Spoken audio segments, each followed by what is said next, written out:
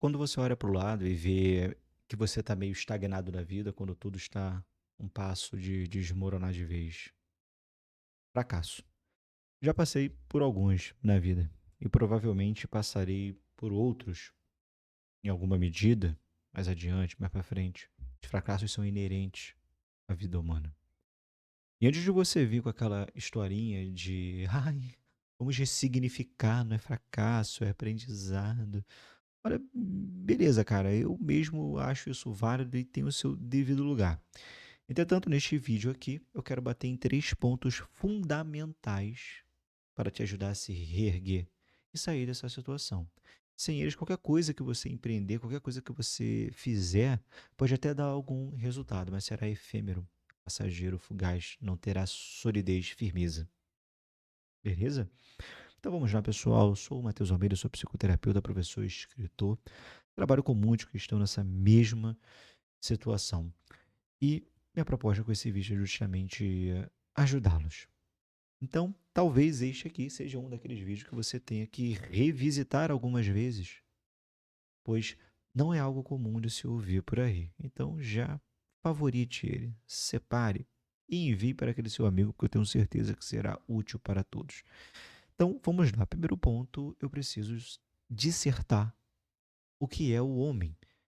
E antes de adentrar sobre o que é o homem, eu já vou determinar o seguinte: eu preciso explicitar os termos para que fique claro o pressuposto sobre o qual eu estarei fundando tudo que virá a seguir.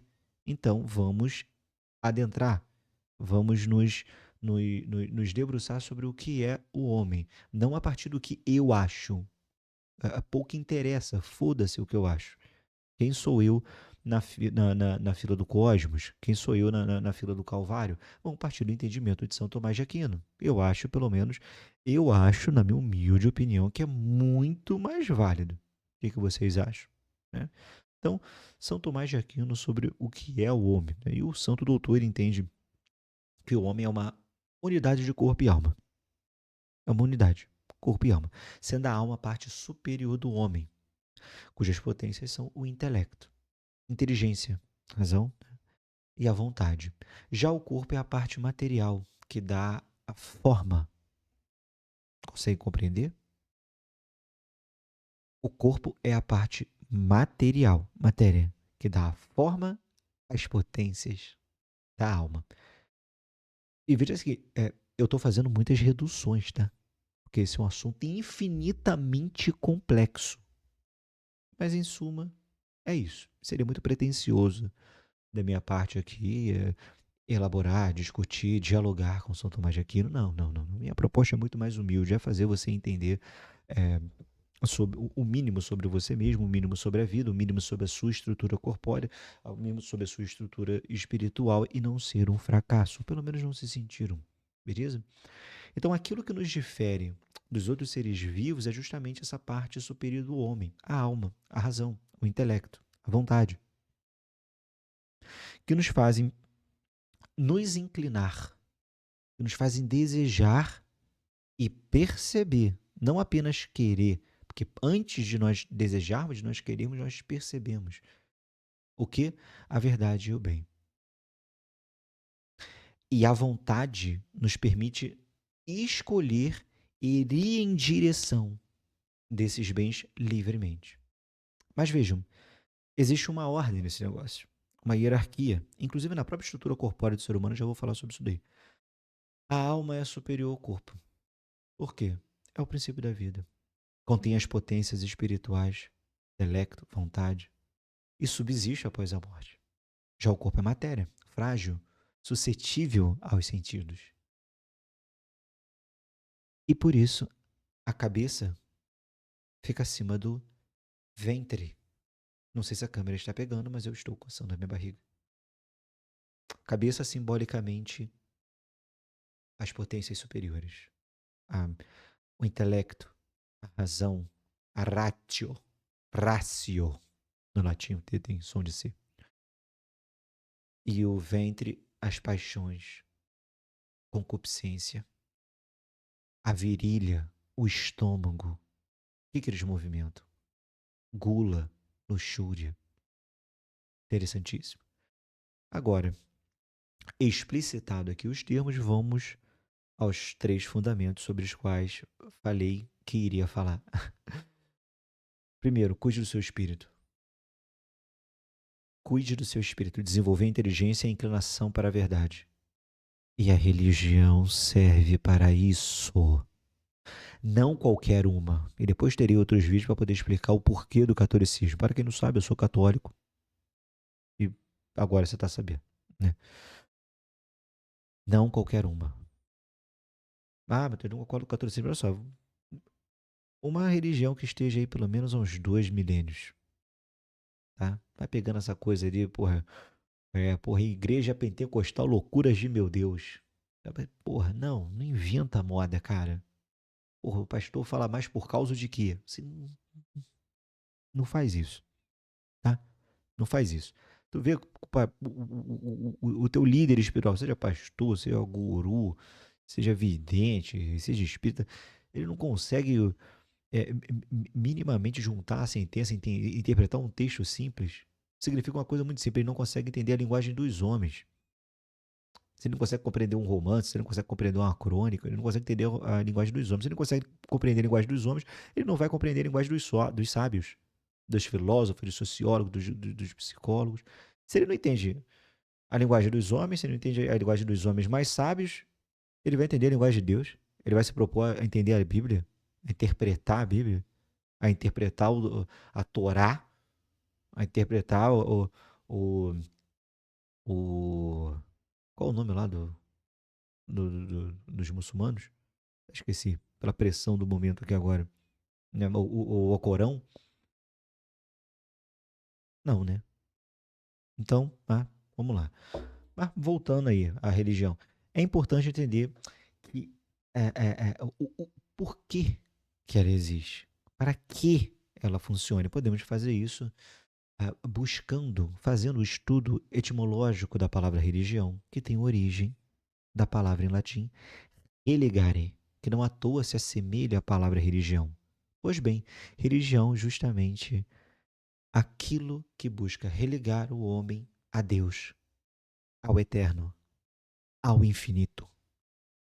Então, dada essa modesta pretensão da religião, podemos ver que religião não é como um cardápio de restaurante que você vai escolher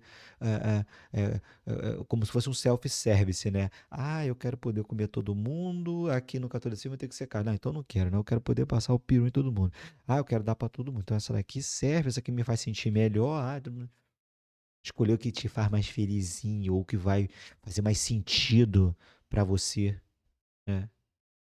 Religião, meu querido, é para você cometer agressão contra você mesmo, para te proteger de você mesmo e te ligar aquilo que é eterno, aquilo que perdemos no Éden. Porque todos nós temos o, o sentido, todos nós nos inclinamos para uma coisa em comum, a morte. E todos nós temos a mesma percepção da morte. Não é bom. Isso não fez parte da nossa natureza primária. Mas, como eu disse, eu não vou aprofundar muito sobre isso, senão o vídeo vai ficar muito mais longo do que deveria, né? Então, vamos voltar. Você não vai escolher religião pelo que te dá mais prazerzinho. Você pode escolher hambúrguer assim. Religião não, porra. É preciso ter uma religião e uma religião séria. Então, vejam, ninguém minimamente inteligente espera ter resultados absurdos e um desempenho gigantesco, pô, malhando sem instrução, sem saber nada sobre exercícios, alimentação e uma academia de fundo de quintal com aqueles aparelhos limitados, né? Comparado a alguém que está acompanhado com um nutricionista, um personal, endócrino, né?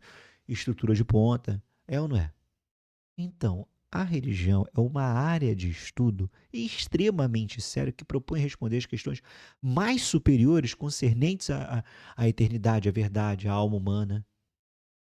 E acredita, a Igreja Católica ela tem mais de 2.000 fucking anos de experiência nisso daí. Então, meu querido, você pode até tentar ser melhor sozinho, chegar a Deus por conta própria ou ignorar completamente tudo isso que eu estou falando.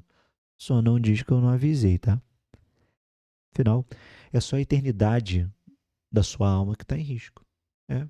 E Deus não dá o céu para quem não quer. Então, entendem o porquê da religião ser importante? Por que cuidar do seu espírito é importante? É através da religião que você trabalhará os meios adequados pelo menos os meios mais adequados de se conseguir as graças divinas da maneira mais eficaz possível, através delas, que são infinitas, você terá o auxílio sobrenatural para superar suas limitações, dificuldades, frustrações, fracassos, não superar, mas pelo menos aprender a lidar com eles. Sabe aquela ideia repentina que salvou você de uma situação merda? Aquele autocontrole que evitou que você fizesse alguma cagada? Provavelmente isso foi tudo graças a Deus. Aquela situação que você não se reconheceu. E saiu algo muito bom daquilo dali. Que muitas pessoas chamam de sorte. Para quem é minimamente entendido do assunto, a gente chama de providência. E quanto mais você se aproxima de Deus através da religião, que é o meio para que ela serve, melhor você fica. Segundo fundamento. Cuide bem da sua mente. E mente aqui no sentido mais material da coisa, tá? No sentido cognitivo, cultural, emocional. Olha, a primeira coisa a esclarecer é que nós precisamos romper com a ideia de merda de que terapia é coisa de maluco. Isso é coisa de imbecil. Coisa de velho inútil, traumatizado. Sabe aquele tio imaturo, né, que só desenvolveu vícios ao longo da vida inteira, só aprendeu merda. Foi peso para a esposa, para os irmãos, para os amigos, né, para a família no geral. Traumatizou os filhos. Tem um nível cultural da caixa de papelão. E afirma com a boca cheia que nunca precisou fazer terapia porque isso é frescura. Cuide da sua mente. Peça orientação. Tenha alguém com quem conversar e expor seus medos, traumas, resoluções, planos. Alguém minimamente profissional. Claro que eu vendo meu peixe, mas não precisa ser comigo. Eu dou uma dica. 35 anos, pai e com casamento sem divórcio. Tá com a mesma esposa aí a vida inteira é o mínimo. Se não tiver uma dessas três coisas aí, não recomendo. Beleza? Então vamos lá. É importante você ter esse alguém na sua vida, alguém que possa te orientar com suas dores, suas dúvidas, que possa te auxiliar a tornar você alguém melhor. Sem que te dê conselhos errados ou espalhe para todo mundo a sua intimidade, como que geralmente acontece. Cuide da sua mente, pois isso é consolo de rico. Gente de sucesso não arreganha a vida privada para Uber, ou pro primeiro arrombado que apareça ele. Ou fica segurando, suportando tudo sozinho, né? Numa tentativa idiota e insegura de provar masculinidade. Não façam isso. Parou. Terceiro fundamento, cuide do seu corpo. Cuide do seu corpo, mas não ame ele. Não idolatre ele. Hoje nós vemos pessoas tratando corpo e alma através da inversão dos seus respectivos valores. Aliás, como tudo nesse nosso mundo satânico de hoje em dia. Então, não cometa esse erro. Cuide do seu corpo sem comprometer a sua saúde, o seu tempo, o seu trabalho, a sua vida espiritual. Ou seja, não haja como se você fosse um fisiculturista, porra. Enchendo o teu rabo de bomba. Menos de 3 em 3 horas. Fazendo bulking, cutting, motherfucking. Deixa disso, que palhaçada. Isso é teatro, é fingimento. Para de brincar de fisiculturista. Vai passar a vida toda fingindo, brincando, teatrinho. Não faça essa merda, porra. Dedica a algo de verdade. Male, mas male de uma forma que não te prejudique nas outras atividades. O corpo vai embora, a alma fica, tá? Nunca se esqueçam disso. Então, bom, pessoal, esse é o vídeo. Eu espero que isso comece a ajudar vocês, pelo menos o que eu trouxe aqui. E comenta aqui embaixo, né, o quão comprometido você está em sair dessa situação. E se você quiser assistir conteúdos como esse e abordados de uma maneira muito mais profunda, convido vocês a se inscreverem na Fraternidade. Se quiserem marcar uma consulta comigo, deixarei o link aqui na descrição. Beleza?